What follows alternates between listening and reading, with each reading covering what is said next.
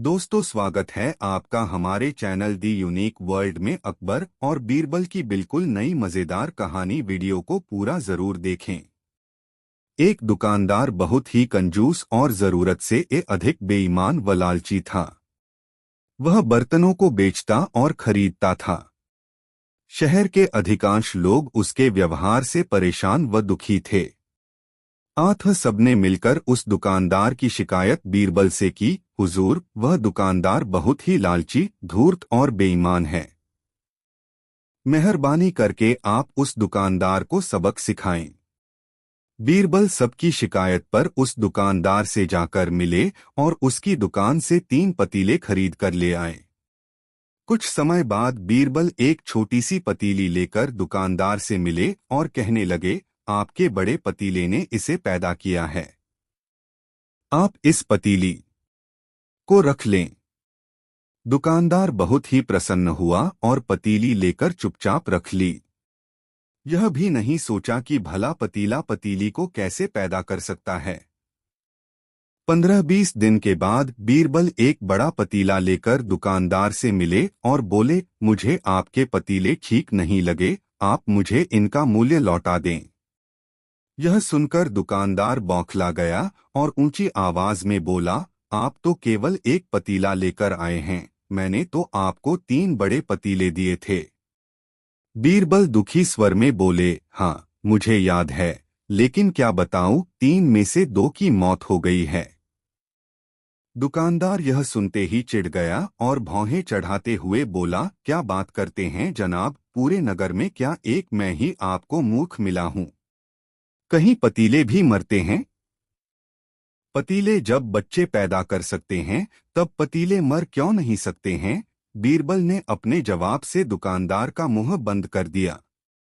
दुकानदार ने न केवल बीरबल को पतीलों के पैसे लौटाए, बल्कि हाथ जोड़कर अपने गुनाहों के लिए उनसे माफी भी मांगनी पड़ी। दोस्तों, वीडियो को एक लाइक जरूर करें। दोस्तों, बादशाह अकबर एक दिन बीरबल के साथ सुबह की सैर पर निकले। एक नंगे आदमी को देखकर उन्हें गुस्सा आ गया। उन्होंने बीरबल से पूछा, बताओ बीरबल, सबसे अधिक सुखी इस दुनिया में कौन है? मैं तरह तरह की वेशभूषा में लोगों को जीवन बिताते तथा अनेक प्रकार के भगवानों की पूजा इबादत आदि करते देखकर असमंजस में पड़ गया हूँ। बीरबल, मुझे मालूम है, मेरे सवाल का जवाब केवल तुम ही दे सकते हो। बीरबल बोले, हुजूर, कोई आदमी कितना सुखी है या कितना दुखी है, इसका पता तो उसके मरने के बाद ही चल पाता है। बीरबल, तुम क्या कहना चाहते हो, हम समझे नहीं, शहंशाह अकबर ने कहा।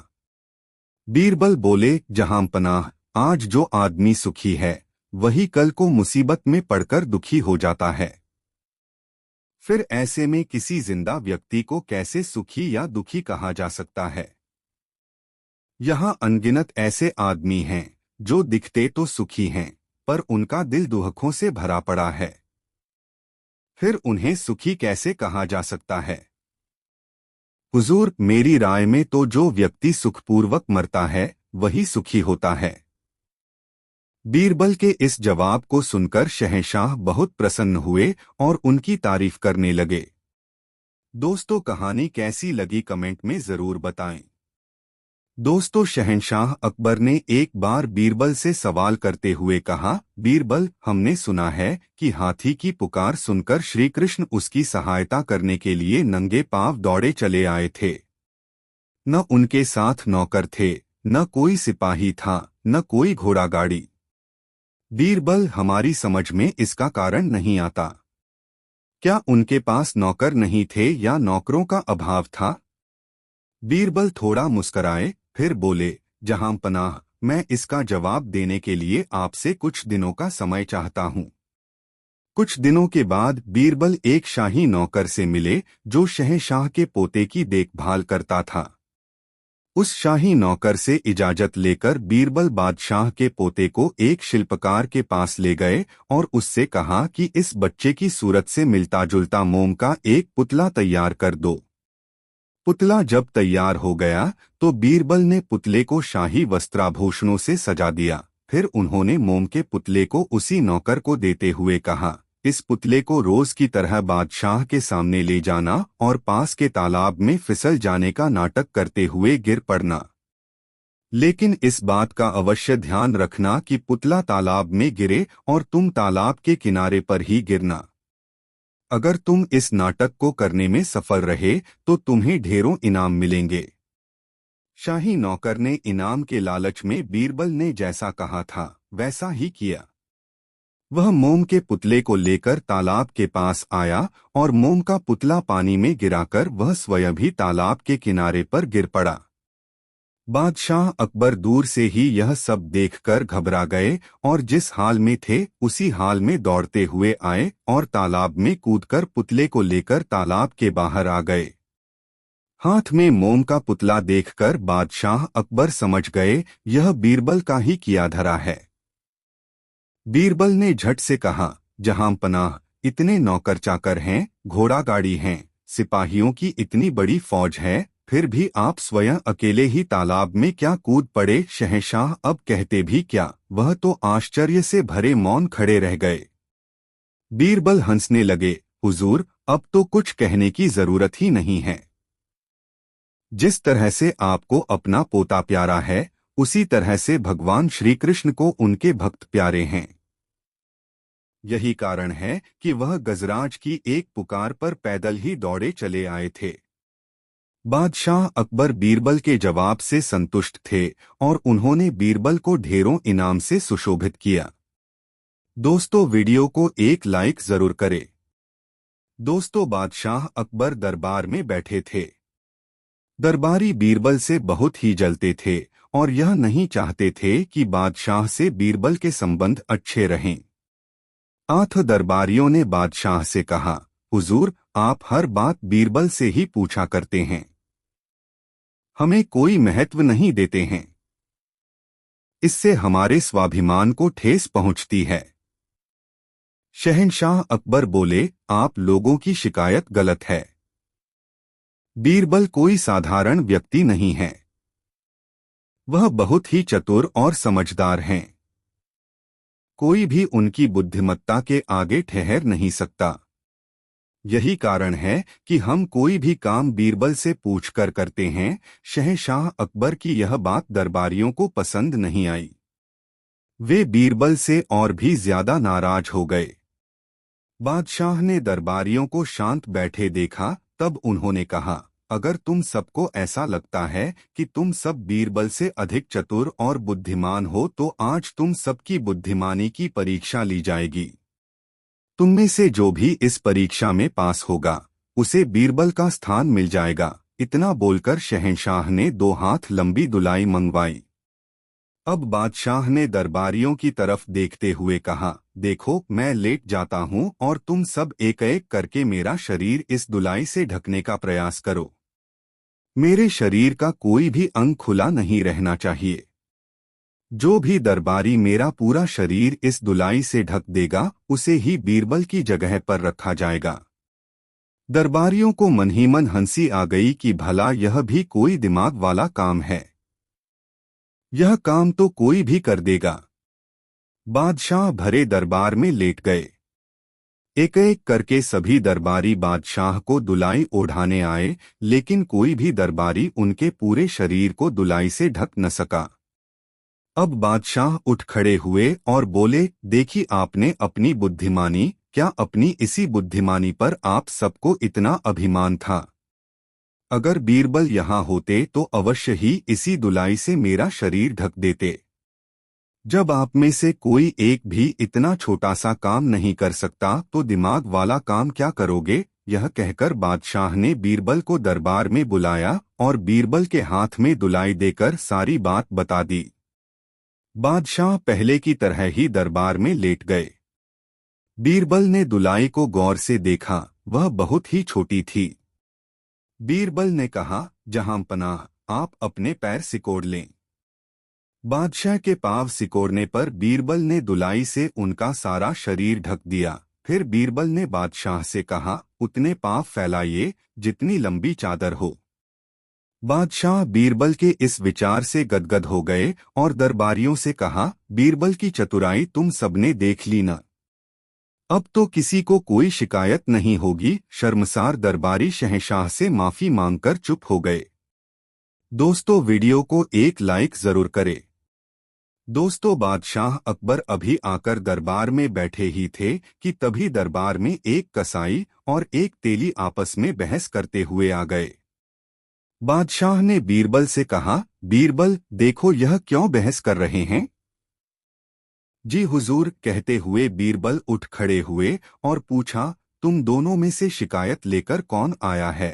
तेली थोड़ा आगे बढ़कर बोला, शिकायत लेकर मैं आया हूँ हुजूर। हाँ, तो झगड़े का कारण क्या है, बीरबल ने पूछा। तेली रोनी सी सूरत बनाकर बोला, हुजूर मैं अपनी दुकान पर बैठा बही खाता देख रहा था। उसी समय कसाई ने आकर मुझसे तेल मांगा। मैंने इसे तेल दे दिया और चला गया। फिर मैं बही खाता देखने लगा।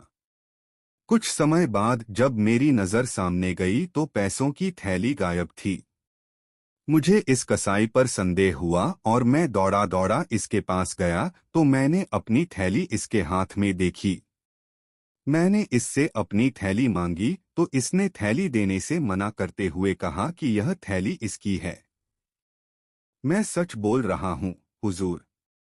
अब आप ही इंसाफ करें। बीरबल ने कसाई से पूछा, तुम्हारा क्या कहना है। कसाई डरी समी आवाज में बोला, हुजूर मैं जो कुछ भी कहूँगा सच कहूँगा, सच के सिवा कुछ नहीं कहूँगा। हुजूर मैं अपनी दुकान पर बैठा पैसे गिन रहा था, तभी यह तेली रोज की तरह तेल बेचने के लिए आया। इसकी दुकान मेरी दुकान से 2-3 दुकानों की दूरी पर है। पैसों की थैली मैंने पास में ही रखी थी।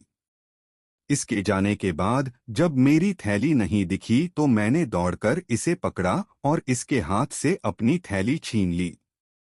सच्चाई यही है हुजूर। इस बात का गवाह खुदा है। अब सही या गलत का इंसाफ आपको करना है। बीरबल ने पैसों की थैली अपने पास रख ली और उनसे कहा, फैसला कल होगा। तुम दोनों घर जाओ। उन दोनों के चले जाने के बाद बीरबल ने थैली के पैसे धुलवाए तो उनमें तेल थोड़ा सा भी नजर नहीं आया बल्कि मांस की दुर्गंध आई, जिससे उन्हें यकीन हो गया कि यह थैली और पैसे दोनों ही कसाई के हैं। दूसरे दिन दरबार लगा। दरबार में कसाई और तेली हाजिर हुए। बीरबल ने उन्हें अपना फैसला सुनाया तो तेली चीखने चिल्लाने लगा। बीरबल ने सिपाही से कहा, तेली की पीठ पर 100 कोड़े बरसाए जाएं। बीरबल ने जैसे ही उसे कोड़े लगाने का हुक्म दिया उसने तुरंत अपना अपराध स्वीकार कर लिया। पैसों की थैली कसाई को दे दी गई। तेली को दंडित करके छोड़ दिया गया। बादशाह ने कहा, बहुत खूब बीरबल, हम तुम्हारे इस न्याय से बहुत खुश हैं। झूठ कभी छिपता नहीं है, वह एक दिन पकड़ा ही जाता है। दोस्तों, कहानी कैसी लगी कमेंट में जरूर बताएं। दोस्तों, एक गरीब आदमी ने नींद में सपना देखा कि उसने अपने दोस्त हरिराम से 100 रुपए उधार लिए हैं। सुबह जब वह बिस्तर से उठा तो उसने स्वप्न के बारे में अपने दोस्तों को बताया। इस तरह यह बात चारों तरफ फैल गई कि घनश्याम ने हरिराम से 100 रुपए उधार लिए हैं। हरिराम को जब यह बात मालूम हुई तो वह घनश्याम के पास पहुंचकर बोला, मैंने तुम्हें जो 100 रुपए दिए थे मुझे वापस कर दो। घनश्याम आश्चर्य से बोला, यह तुम क्या कह रहे हो, वह तो स्वप्न की बात थी। हरिराम बोला, देखो इनकार न करो, गवाही सैकड़ों लोग दे सकते हैं। तुमने स्वयं सबसे यह बात कही है। रुपए लेना तुमने खुद स्वीकार किया है। दोस्त, वह तो सपने की बात थी। सपने की बात सच थोड़े ही होती है, घनश्याम ने कहा। हरिराम भौहें चढ़ाकर बोला, मैं कुछ नहीं जानता। जब तुमने रुपए लेना स्वीकार कर लिया है तो तुम्हें रुपए देने ही पड़ेंगे। अगर तुम रुपए नहीं दोगे तो मैं यह मामला बादशाह अकबर के दरबार में ले जाऊंगा। घनश्याम इतना गरीब था कि उसके पास तो कभी 100 रुपए होते ही नहीं थे, वह 100 रुपए देता भी तो कैसे देता। वह बहुत ही परेशान हो गया और डर गया। आखिर मामला बादशाह अकबर के दरबार में पहुंचा। बादशाह ने यह मामला बीरबल को सौंपते हुए कहा, बीरबल, अपनी चतुराई से सही न्याय करो। बीरबल ने दोनों पक्षों की पूरी बातें सुनी, गवाहों की बातें सुनी, फिर 100 रुपए गिनकर एक थैली में रखे और हरिराम के सामने उस थैली को सरकाते हुए एक आईने के सामने इस तरह से रखी कि थैली का प्रतिबिंब आईने में साफ दिखने लगा।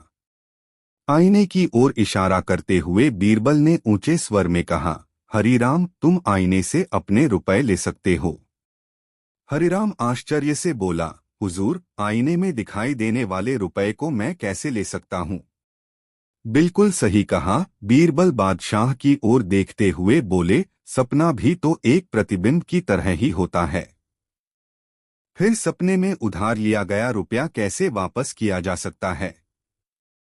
हरिराम, तुमने झूठा आरोप लगाकर दरबार का समय बर्बाद किया है। अतः तुम पर 20 रुपए का जुर्माना किया जाता है ताकि तुम भविष्य में कभी ऐसी गलती न करो। बीरबल के इस न्याय से बादशाह बहुत प्रसन्न हुए। लालची हरिराम को लेने के देने पड़ गए। दोस्तों, वीडियो को एक लाइक जरूर करें। दोस्तों, एक बार बादशाह अकबर के शहर में एक व्यक्ति रहता था। उसके जीने का तरीका अजीब था। वह लोगों को बेवकूफ बनाकर पैसे कमाता था। एक बार वह बाजार में एक बहुत अमीर व्यापारी से मिला जो बाहरी देश से आया हुआ था। वह इस शहर में नया था, इसलिए जब धोखेबाज ने उसे अपने घर रात के भोजन के लिए आमंत्रित किया तो व्यापारी ने इस उम्मीद से आमंत्रण स्वीकार कर लिया कि इस नए शहर में उसके नए दोस्त बन जाएंगे। उस रात उन्होंने लाजवाब खाना खाया और बहुत देर तक बातें की। फिर व्यापारी और मेजबान सोने के लिए बिस्तर पर चले गए। अगली सुबह धोखेबाज ने व्यापारी से कहा, मैंने रात को आपको खाने पर आमंत्रित किया और एक अच्छे मेजबान की भूमिका निभाई। इस बात के लिए आप मुझे कैसे भुगतान करेंगे? व्यापारी पूरी तरह भ्रमित था।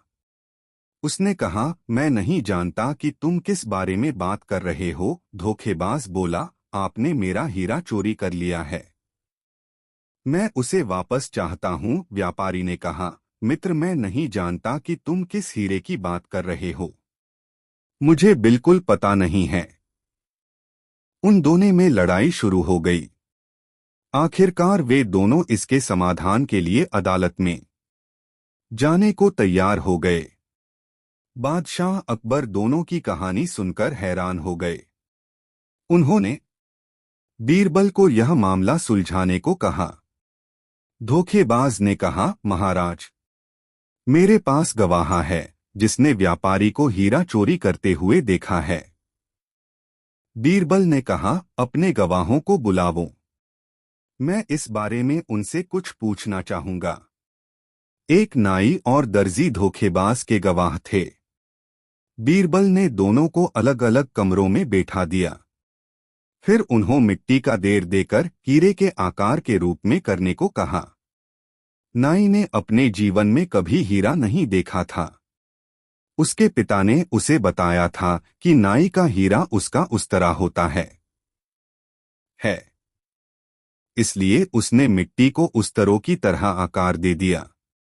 दर्जी की मां ने भी कहा था कि दर्जी का हीरा उसकी सुई होती है, इसलिए उसने मिट्टी को सुई की तरह आकार दे दिया।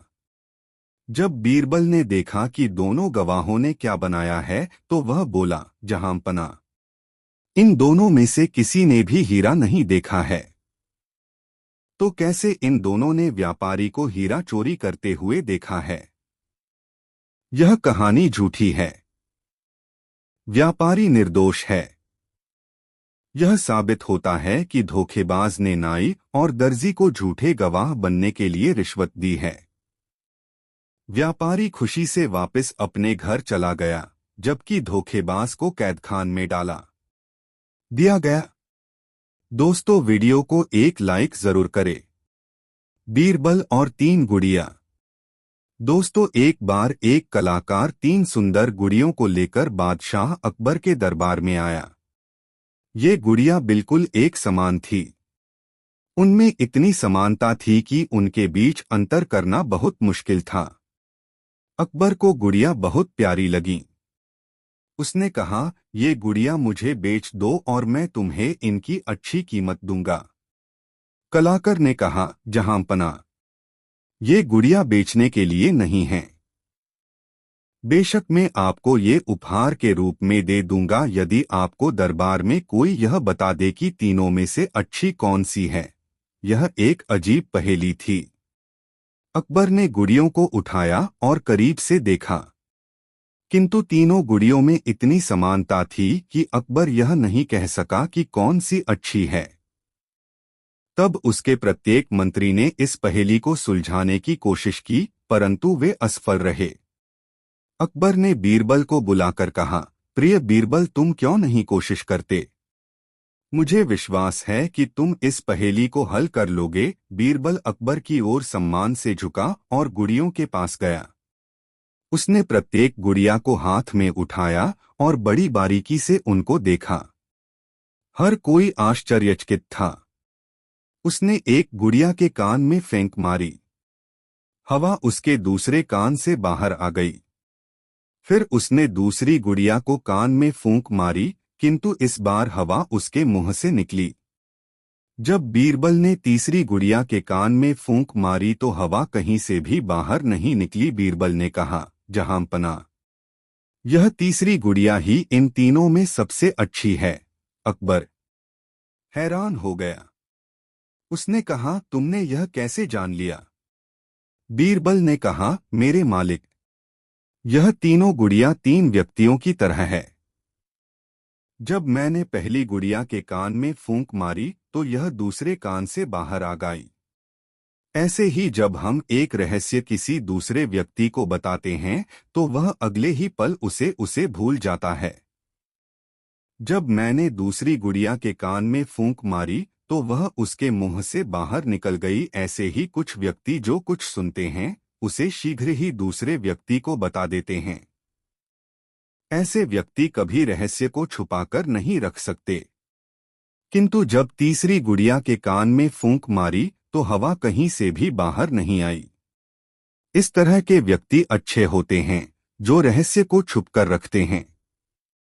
आप इन्हें कोई भी रहस्य की बात बता सकते हैं। कलाकार ने कहा, मैंने अभी तक केवल बीरबल के बारे में सुना था, किंतु आज मैंने इसे देख भी लिया।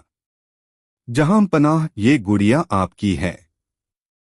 अकबर ने कहा, उसे बीरबल पर बहुत गर्व है। दोस्तों, वीडियो को एक लाइक जरूर करें। दोस्तों, बसंत ऋतु में एक दिन बादशाह अकबर ने बाग में दरबार लगाने की इच्छा व्यक्त की। तुरंत बाग में दरबार लग गया जहां बादशाह सिंहासन पर बैठे थे। बादशाह अकबर के पास ही बीरबल बैठे हुए थे जो बादशाह की सम्मति लेकर न्याय कर रहे थे। न्याय का काम 5-6 घंटों तक होता रहा। उपस्थित लोगों का न्याय हो चुका था। उसके बाद एक व्यापारी आया। उसने अपनी अर्जी बादशाह अकबर के सामने रखी। बादशाह अकबर ने बीरबल से उसे पढ़कर सुनाने को कहा। आज्ञानुसार बीरबल ने उसे पढ़कर सुनाया। बादशाह अकबर की प्रतिष्ठा की अनेक पंक्तियों के बाद उसमें लिखा था, मैं अजमेर शहर का रहने वाला हूँ। देश विदेश में घूम फिरकर माल खरीदना बेचना मेरा काम है। जिस समय मैं बंग देशांतर्गत ढाका नगर में पहुंचा, वहां मैंने एक सौदागर के पास एक राजहंस देखा जो बहुत सुंदर और गुणवान था। उसके पंख सोने जैसे थे। मैं उसकी सुंदरता का वर्णन नहीं कर सकता। आपके महल में रहने योग्य जानकर मैंने उसको खरीदने का विचार किया। फिर उस सौदागर को मुहमांगा दाम देकर उसको मोल ले लिया। उसे एक पिंजड़े में बंद करके यहाँ लाया तथा अपने कमरे में टांग दिया। वह पिंजड़ा हमेशा वहां टंगा रहता था। आज मैं जिस समय अपने घर वापस गया तो मुझको पिंजड़े में राजहंस नहीं मिला। मुझको शक है कि मेरे नौकरों ने उसे मार डाला है। मैं प्रार्थना करता हूं कि उसकी खोज कराकर अपराधियों को दंड दिया जाए। यह फरियाद सुनकर बादशाह अकबर ने उस व्यापारी के नौकरों को दरबार में बुलाने की आज्ञा दी। आज्ञानुसार उसके सब नौकर कुछ ही देर में दरबार में पहुंच गए। बादशाह अकबर ने उन नौकरों से अच्छी तरह पूछताछ की, परंतु जब कुछ पता नहीं चला तो उन्होंने व्यापारी से कहा, तुम्हारी चोरी का पता नहीं चला। हमने तुम्हारे नौकरों से पूछताछ कर ली। अब यदि तुम्हें किसी दूसरे पर शक हो तो बताओ। यह सुनकर उस व्यापारी का मुंह उतर गया।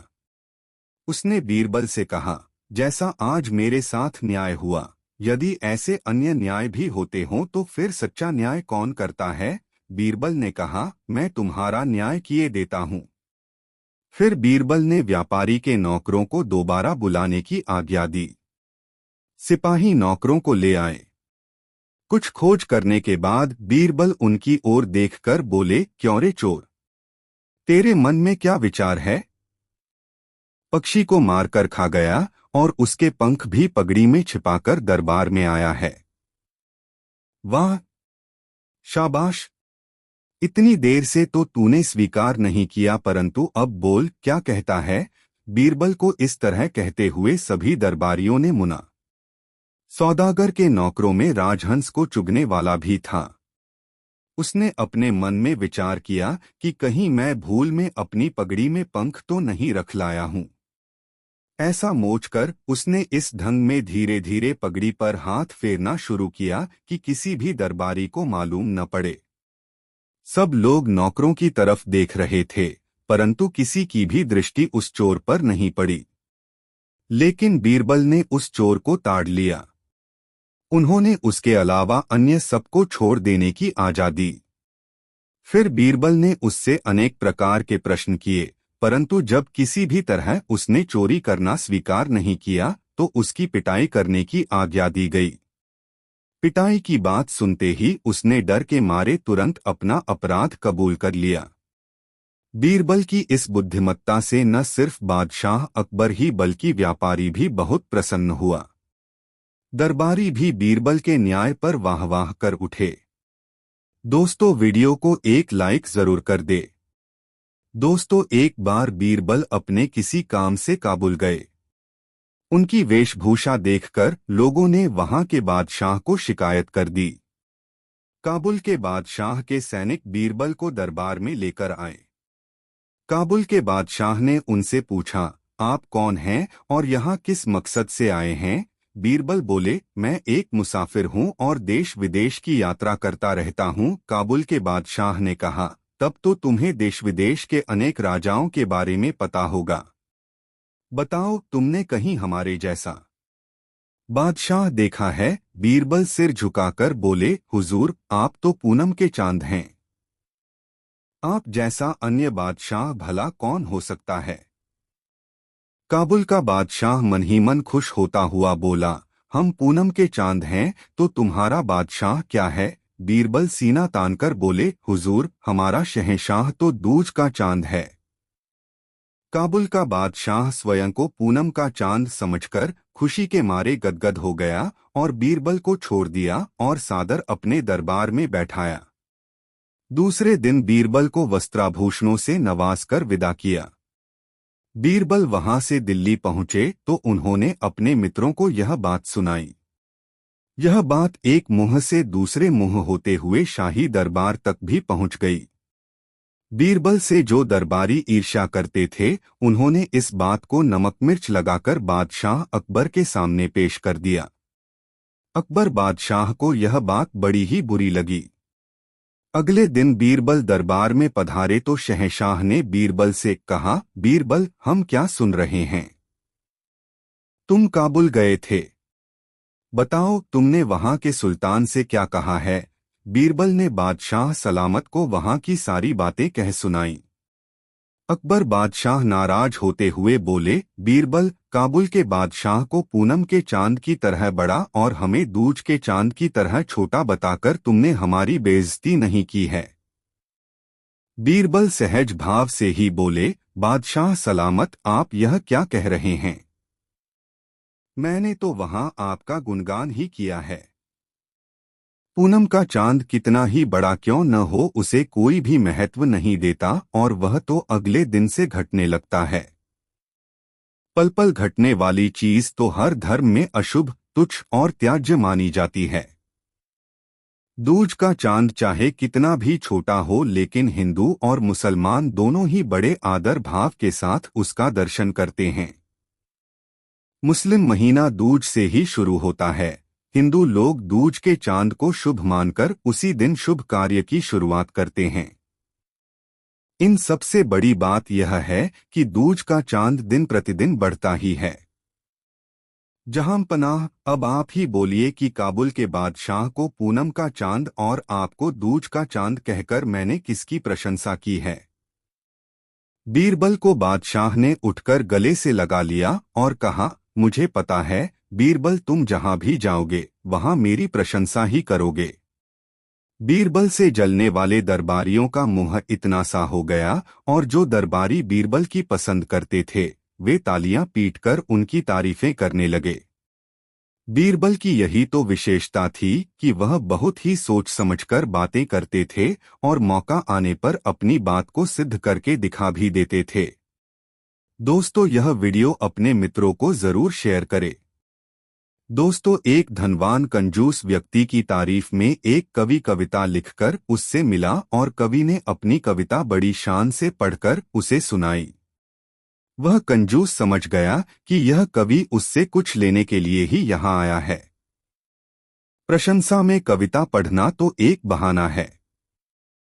कंजूस ने सोचा कि क्यों न मैं भी इसे अपनी बातों से खुश करके यहाँ से जाने पर मजबूर कर दूं। यह सोचते हुए वह कंजूस बोला, बहुत खूब कवि महोदय, आपने मेरी तारीफ में बहुत अच्छी कविता लिखी है। कल आप आइए, मैं आपकी मुराद अवश्य पूरी करूंगा। कवि वापस चला गया। कंजूस बहुत ही खुश हुआ कि चलो बला टली। कुछ देना न पड़ा और बात भी बन गई। दूसरे दिन कवि कुछ धन पाने के लालच में कंजूस से मिलने आया। कवि पर नजर पड़ते ही कंजूस बोला, तुम कौन हो भाई? किससे मिलना है? यह कहकर कंजूस ने ऐसा नाटक किया जैसे उसने कवि को कभी देखा ही न हो। कवि आश्चर्य से चौंकते हुए बोला, महोदय, आप यह क्या कह रहे हैं? कल ही तो मैं आपसे मिला था और आपकी तारीफ में खूबसूरत सी कविता भी लिखकर सुनाई थी। आप इतने कम समय में ही मुझे भूल गए। कंजूस बोला, कल की बात आज करने से कोई लाभ नहीं। जैसे कल तुमने मुझे कविता सुनाई वैसे ही मैंने भी अपनी मीठी मीठी बातें तुम्हें सुना दी थीं। न तो तुमने मुझे कुछ दिया और न मैंने तुम्हें कुछ दिया। हिसाब बराबर हो गया। अब तुम मेरा पीछा छोड़ो। कंजूस के इतना कहने पर वह कवि वहां से सीधे घर आया और अपने एक दोस्त के साथ बीरबल से मिला और अब तक जो हुआ था वह सब बीरबल को बता दिया। बीरबल बोले, कवि महोदय, आप एक हफ्ते के बाद अपने इस दोस्त को उस कंजूस के यहाँ भेजना।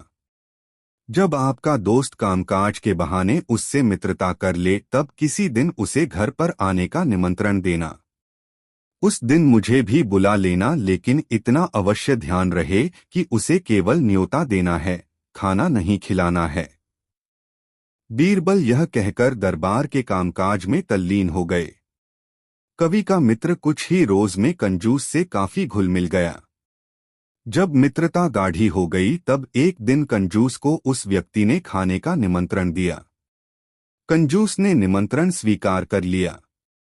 बीरबल और कवि को भी इसकी खबर कर दी। कवि वेश बदलकर दोस्त के घर आ पहुंचे। बीरबल भी वेश बदलकर आ गए। थोड़ी देर बाद कंजूस भी आ गया। उन तीनों ने ही कंजूस की बड़ी आवभगत की और कंजूस से तरह तरह की मीठी बातें करने लगे। कंजूस भूखा था क्योंकि वह घर से खाकर नहीं चला था और दावत के नाम पर सुबह से ही कुछ खाया नहीं था। जब उसे भूख कुछ अधिक ही सताने लगी तो परेशान होकर कंजूस बोला, अरे भाई, खाने पीने का भी इंतजाम है या ऐसे ही बैठे रहना है? कवि के मित्र ने कहा, मित्र, मैंने तुम्हें भोजन के लिए नहीं बुलाया है। मैंने तो तुम्हें केवल भोजन का निमंत्रण देकर प्रसन्न किया है। यह सुनते ही कंजूस ने उन तीनों को ध्यान से देखा, फिर कवि को तुरंत ही पहचान लिया। कंजूस ने अपनी गलती के लिए क्षमा मांगी और कवि को वाजिब इनाम दिया तथा इस घटना से अच्छी सीख ली। दोस्तों, कहानी कैसी लगी कमेंट में जरूर बताएं। दोस्तों, बादशाह अकबर के मन में हमेशा कोई न कोई सवाल उठता ही रहता था। एक दिन बादशाह सलामत ने बीरबल से कहा, बीरबल, दरबार में एक ऐसे आदमी को ढूंढ कर ले आओ जो बहुत ही बुद्धिमान हो। बीरबल कुछ देर शांत रहे, फिर बोले, जहां पनाह, मैं जल्दी ही ऐसा आदमी ढूंढकर दरबार में ले आऊंगा, लेकिन इसके लिए समय और धन की आवश्यकता पड़ेगी। बादशाह अकबर बोले, बीरबल, सोने की 300 मोहरें और 1 हफ्ते का समय हम तुम्हें देते हैं। धन और 1 हफ्ते का अवकाश लेकर बीरबल अपने घर चले गए। सारा धन उन्होंने दीन दुखियों में बांट दिया। सप्ताह के अंतिम दिन बीरबल ने एक चरवाहे को पकड़ा और उसे स्नान करवाकर अच्छे कपड़े पहनाए तथा सोने की 100 मोहरें उसे देकर दरबार में ले आए। रास्ते में ही चरवाहे को बता दिया कि उसे बादशाह सलामत के सामने कैसा व्यवहार करना है। बादशाह अकबर के दरबार में पधारते ही बीरबल ने कहा, जहां पनाह, मैं बुद्धिमानों का बुद्धिमान व्यक्ति ढूंढ कर लाया हूं। शहंशाह ने चरवाहे को देखते हुए पूछा, तुम्हारे माता पिता तुम्हें क्या कहकर बुलाते हैं? तुम कहाँ के रहने वाले हो? तुम कौन सी खास बात जानते हो? एक साथ इतने सवाल बादशाह अकबर ने कर दिए, लेकिन चरवाहे ने किसी भी सवाल का जवाब नहीं दिया, क्योंकि बीरबल ने उसे पहले से ही चुप रहने के लिए कहा था। बादशाह ने शिकायत भरे लहजे में बीरबल से कहा, बीरबल, यह कहीं गूंगा और बहरा तो नहीं है? इसने तो हमारे किसी भी सवाल का जवाब नहीं दिया। भला यह बुद्धिमानों का बुद्धिमान कैसे हो सकता है? बीरबल ने शीश नवाकर कहा, हुजूर, यह इसकी बुद्धिमानी है। इसने अपने बड़े बूढ़ों से सीख रखा है कि राजा और स्वयं से अधिक समझदार व्यक्ति के सामने चुप रहने में ही भलाई है। यह उनसे मिले ज्ञान का अनुसरण कर रहा है। बादशाह अकबर बीरबल के इस तर्क के आगे अब क्या बोलते। वे मुस्कराकर ही रह गए और चरवाहे को इनाम देकर सम्मान के साथ दरबार से विदा किया। दोस्तों, बादशाह अकबर को बुढ़ापे में न जाने कैसे शराब की लत लग गई। रात में जब वह अपने नवरत्नों के साथ होते तो उनसे छिपकर थोड़ी सी पी लेते थे। एक रोज बीरबल ने बादशाह अकबर को शराब पीते हुए देख लिया। उस समय तो बीरबल ने कुछ नहीं कहा, लेकिन एक रोज वह उस कमरे में पहुंच गए जहां बादशाह शराब रखते थे। बीरबल ने कमरे की चीजों को इधर-उधर बिखेरकर शराब की बोतल को दुशाले से ढककर बगल में दबाया और धीरे से बाहर निकल गए। बादशाह अकबर ने बीरबल को कमरे से निकलते हुए देख लिया, लेकिन वह यह सोचकर शांत ही रहे कि बीरबल किसी काम से कमरे में गए होंगे। लेकिन फिर भी बादशाह को तसल्ली नहीं हुई तो उन्होंने बीरबल को बुलाया। बीरबल अकबर बादशाह के सामने बगल में शराब की बोतल दबाए आ खड़े हुए। बादशाह ने बीरबल को गौर से देखते हुए पूछा, बीरबल, तुम्हारी बगल में क्या है? बीरबल बोले, हुजूर, क्या कह रहे हैं? कुछ भी तो नहीं है। बीरबल की बातों पर अकबर को विश्वास नहीं हुआ। उन्होंने दोबारा वही सवाल कर दिया। बीरबल बोले, हुजूर, मेरी बगल में तोता है। अकबर बादशाह बीरबल पर नाराज हो गए और थोड़ी ऊंची आवाज में बोले, बीरबल, यह मेरा हुक्म है। सच बोलो, क्या है? बीरबल सिर झुकाकर बड़ी अदब से बोले, हुजूर, घोड़ा है। बादशाह अकबर आश्चर्य में पड़ गए और कहने लगे, बीरबल, आज तुम कोई नशा तो करके नहीं आए हो? उल्टा पुल्टा क्या बक रहे हो? सच क्यों नहीं बोलते? बीरबल बेखौफ होकर बोले, हुजूर, हाथी है। अकबर बादशाह भौहें चढ़ाते हुए बोले, बीरबल, इस बदतमीजी की सजा क्या है, तुम्हें मालूम भी है? बोलो तुम्हारी बगल में क्या है? बीरबल बादशाह अकबर के क्रोध से बेखबर बोले, हुजूर गधा है। बादशाह अकबर बीरबल को दंडित भी तो नहीं कर सकते थे, क्योंकि वह उनके नवरत्नों में से एक थे। वह शांत स्वर में बोले, बीरबल पहेलियां क्यों बुझा रहे हो? क्या है तुम्हारी बगल में? बीरबल इस बार सच बोले, शराब है हुजूर। यह बोलकर बीरबल ने बगल से बोतल निकाली और बादशाह के सामने रख दी।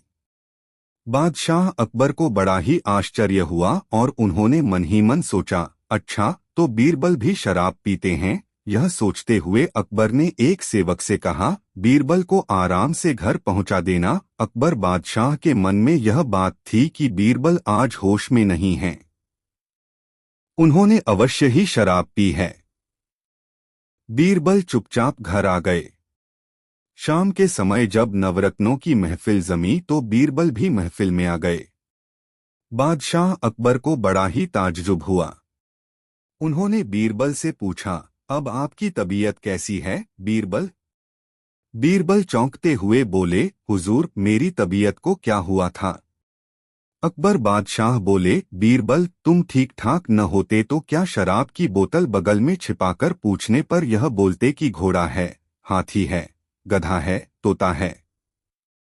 बीरबल तो मौके की ही तलाश में थे।